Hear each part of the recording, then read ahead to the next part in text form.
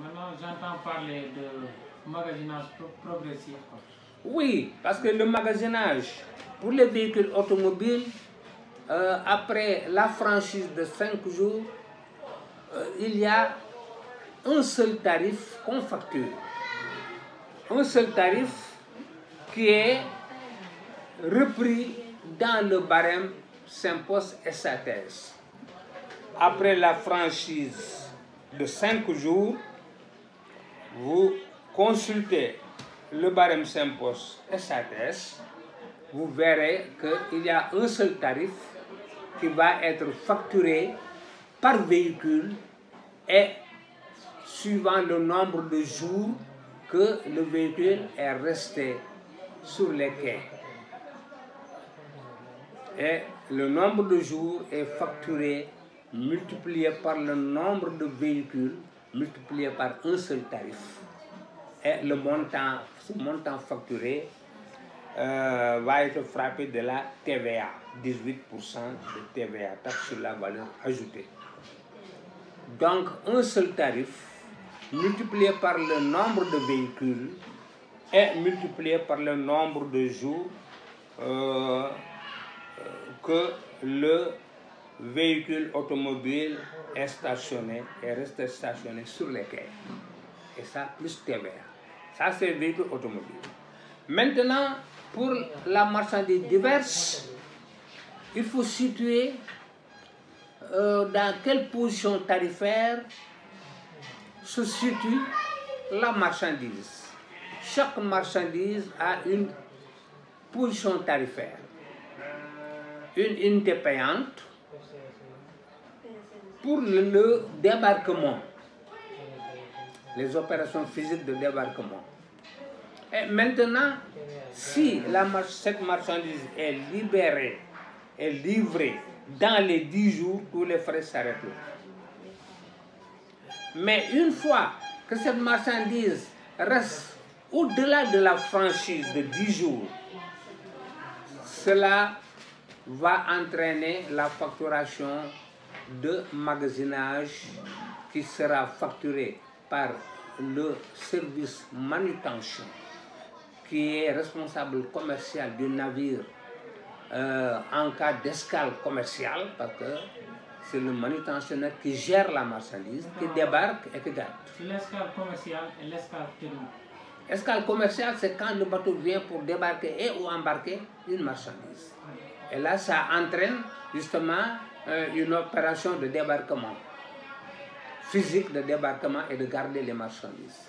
Et celui qui débarque, c'est celui qui facture le débarquement et celui qui facture aussi le magasinage et le gardiennage, parce que c'est lui qui garde la marchandise jusqu'à ce que le client soit prêt pour venir la récupérer.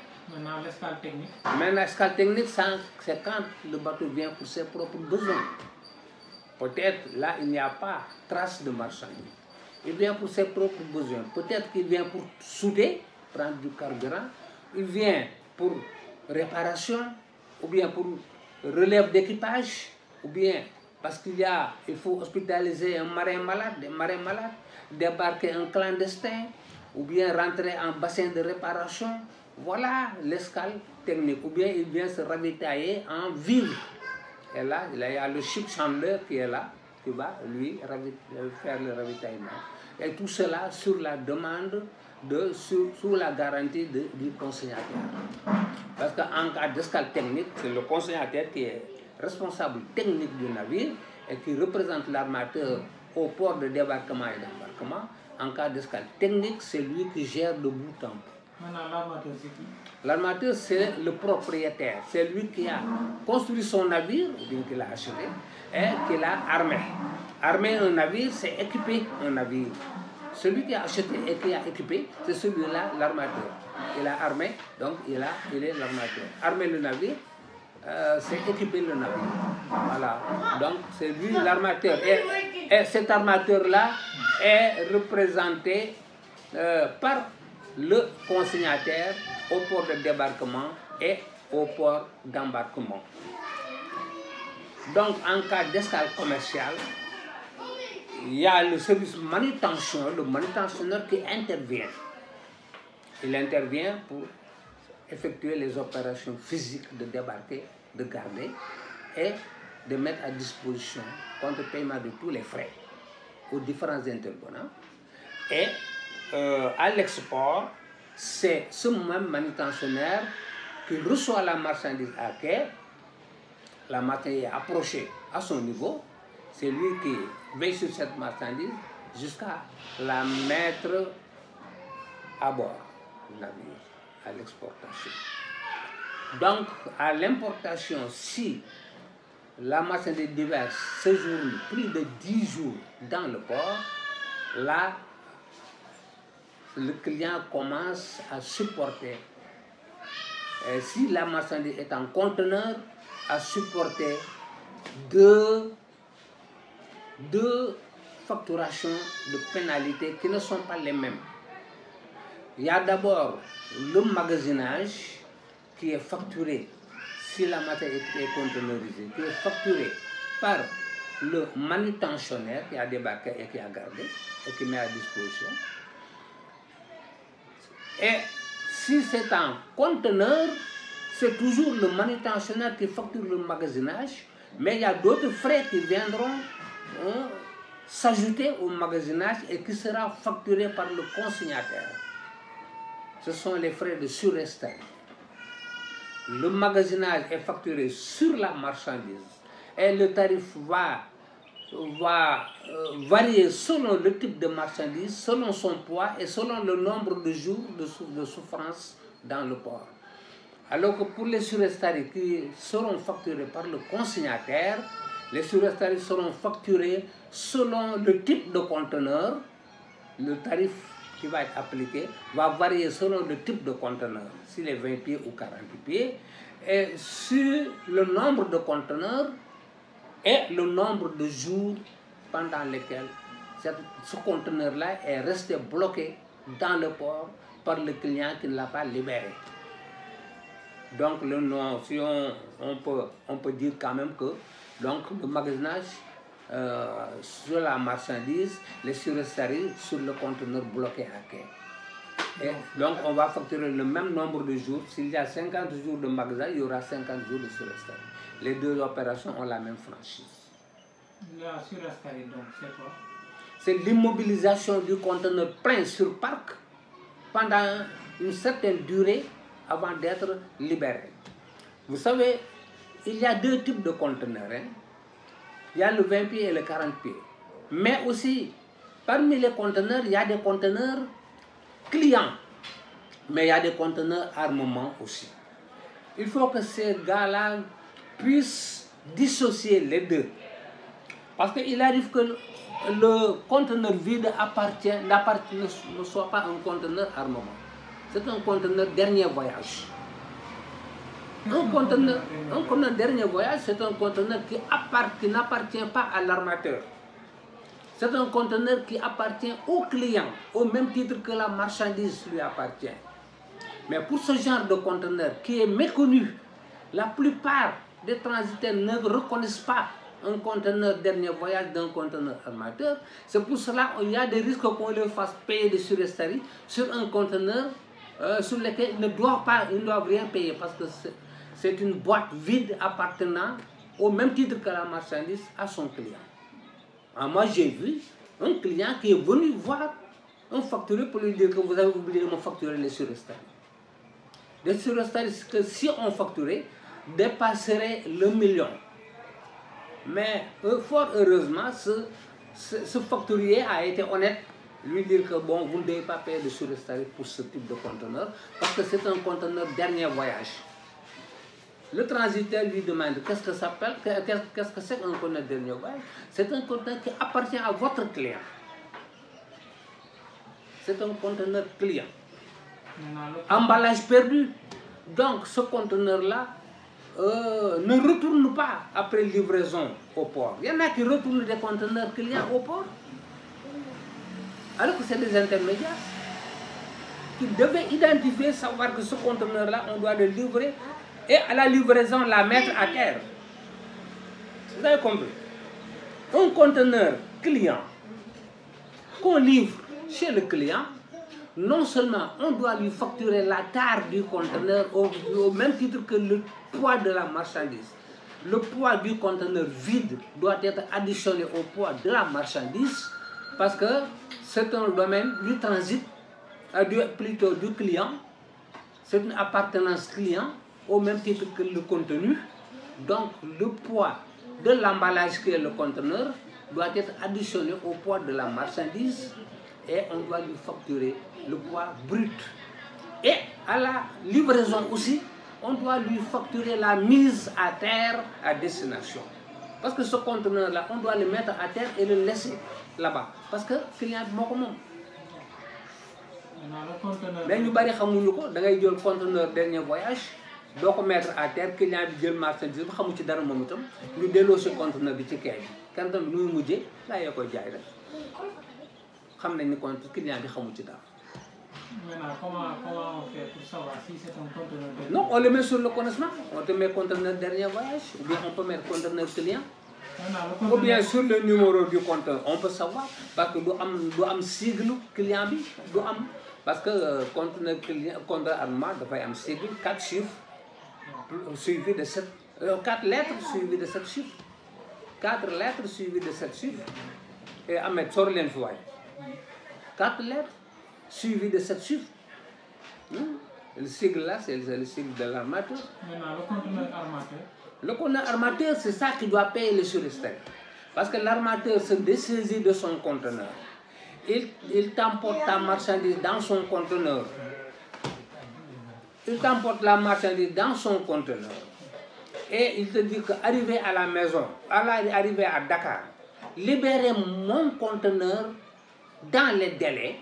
Parce que je dois l'utiliser pour d'autres clients à l'exportation. Alors que vous recevez le conteneur ici à Dakar, vous le laissez pendant 1 mois dans le port, ça pénalise l'armateur. Et c'est pour cela que l'armateur demande au consignataire, avant de libérer le conteneur, de facturer les pénalités de surestarie.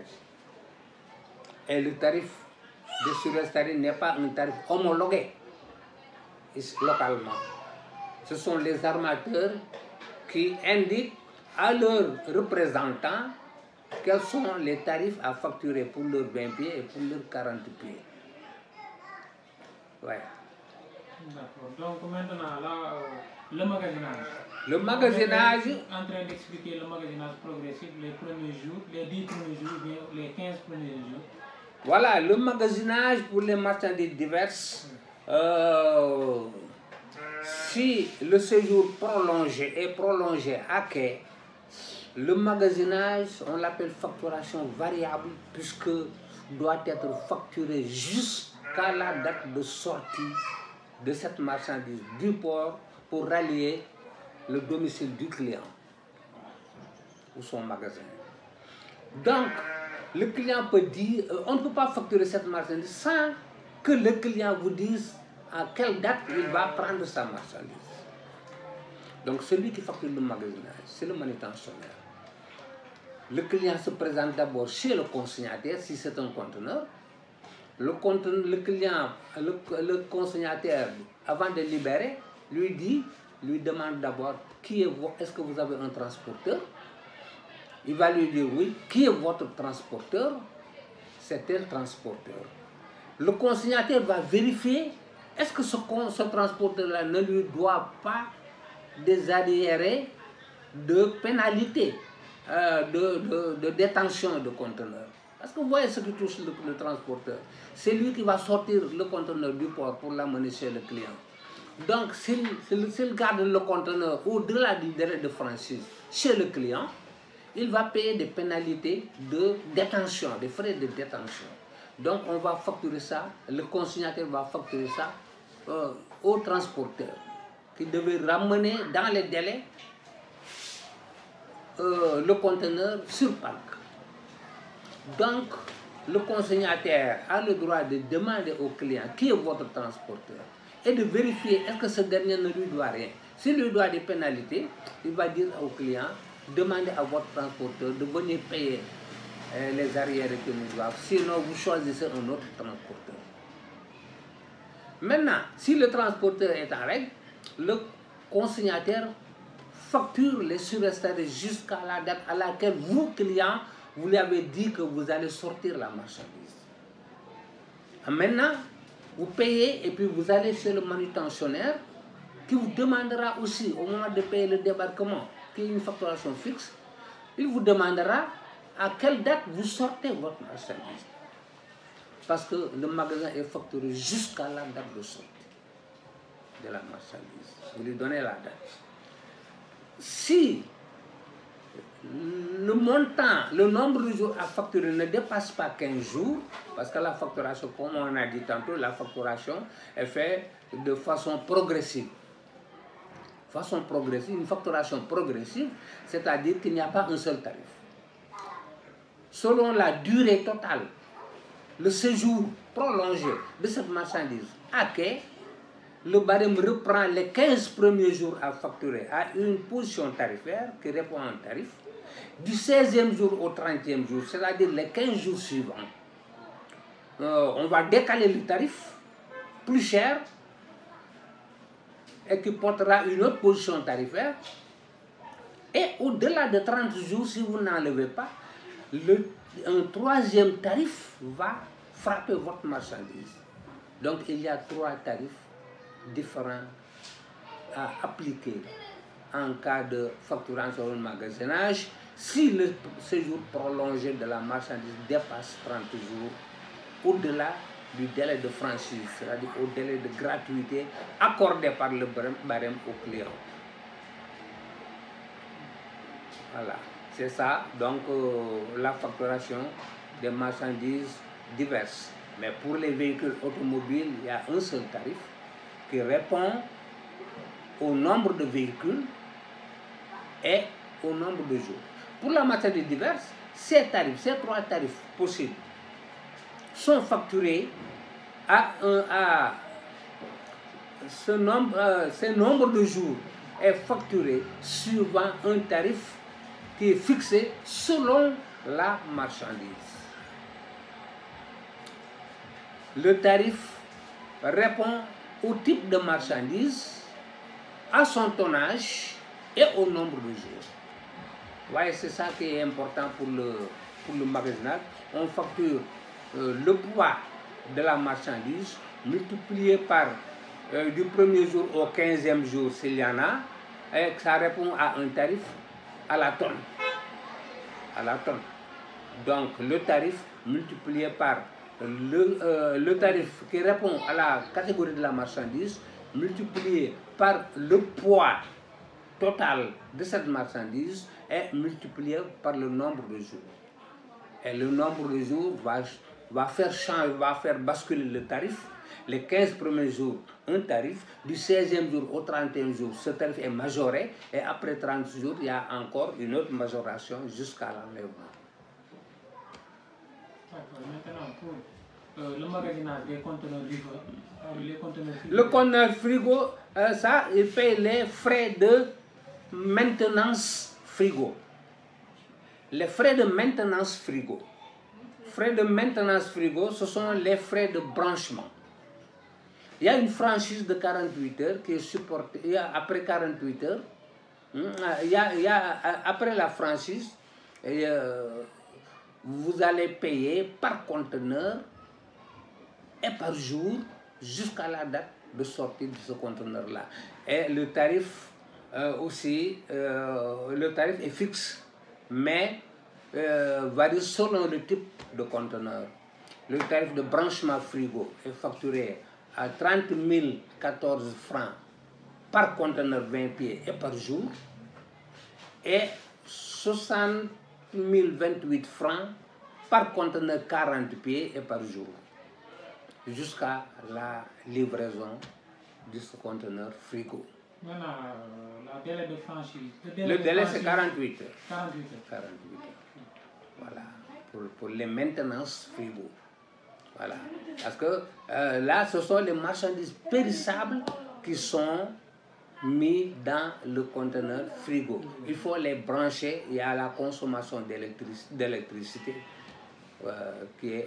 qu'on ne trouve pas dans les conteneurs dry. sera la différence.